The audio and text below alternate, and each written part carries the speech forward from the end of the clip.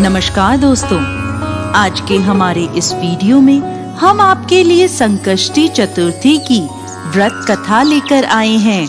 एक समय की बात है, किसी नगर में एक देवरानी और जेठानी रहते थे। जेठानी अमीर थी और देवरानी गरीब थी।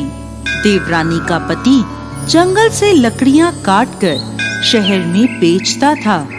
अक्सर वो बीमार रहा करता था। वहीं देवरानी जेठानी के घर का सारा काम करती थी।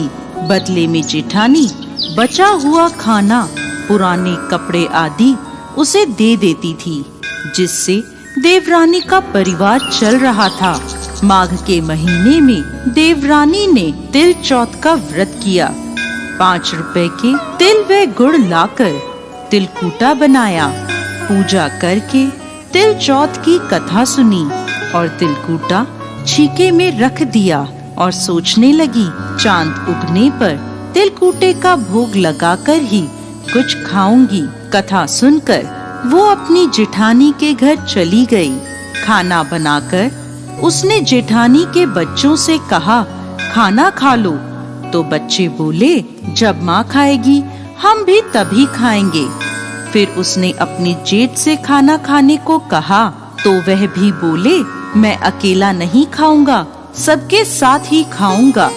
जेठानी ने देवरानी से कहा, आज तो घर में अभी तक किसी ने खाना नहीं खाया, मैं तुम्हें पहले खाना कैसे दे दूं? तुम कल सुबह जल्दी ही बचा हुआ खाना ले जाना। देवरानी के घर पति और बच्चे सभी आस लगाए बैठे थे कि आज तो त्योहार है, माँ आएगी तो पकवान आदि खाने को मिलेंगे। परंतु जब बच्चों को पता चला कि आज तो सूखी रोटी भी नहीं मिलेगी, तो बच्चे रोने लगे। उसके पति को बहुत गुस्सा आया। कहने लगा, सारा दिन काम करके 2 रोटी भी नहीं ला सकती तो काम करने का क्या फायदा? ऐसा कहकर गुस्से में उसने अपनी पत्नी को कपड़ा धोने के डंडे से मारा। डंडा टूट गया तो उसने उसे पट्टे से मारा। वो बेचारी गणेश जी महाराज को याद करती रोती रोती पानी पीकर सो गई।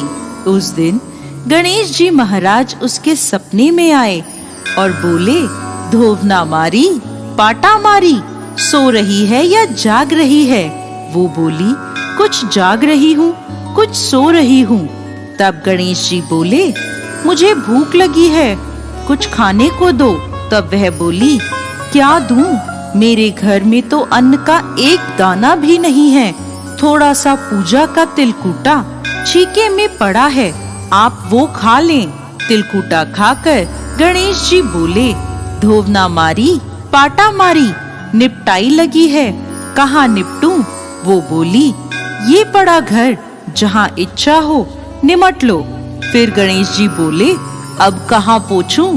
तो वह गुस्से में बोली, कब से तंग कर रहे हो, मेरे सर पर पोछो और कहाँ पोछोगे? सुबह जब उसकी नींद खुली तो वो हैरान रह गई। उसका पूरा घर हीरे मोतियों से जगमगा रहा था। उसके माथे पर हीरे मोती जगमगा रहे थे। उस दिन वो जेठानी के यहाँ काम करने नहीं गई।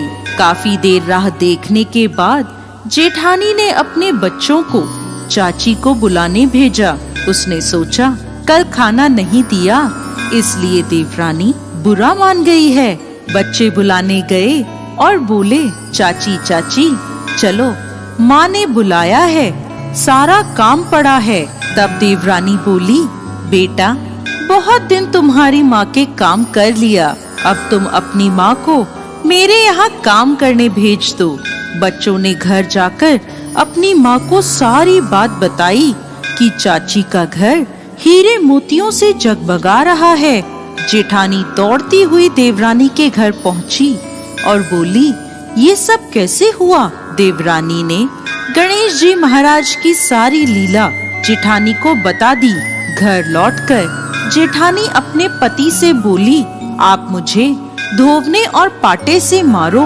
उसका पति बोला, अरे भली मानस, मैंने तो आज तक कभी तुम्हें नहीं मारा, अब मैं तुम्हें कैसे मार सकता हूँ। लेकिन वो नहीं मानी और जिद करने लगी।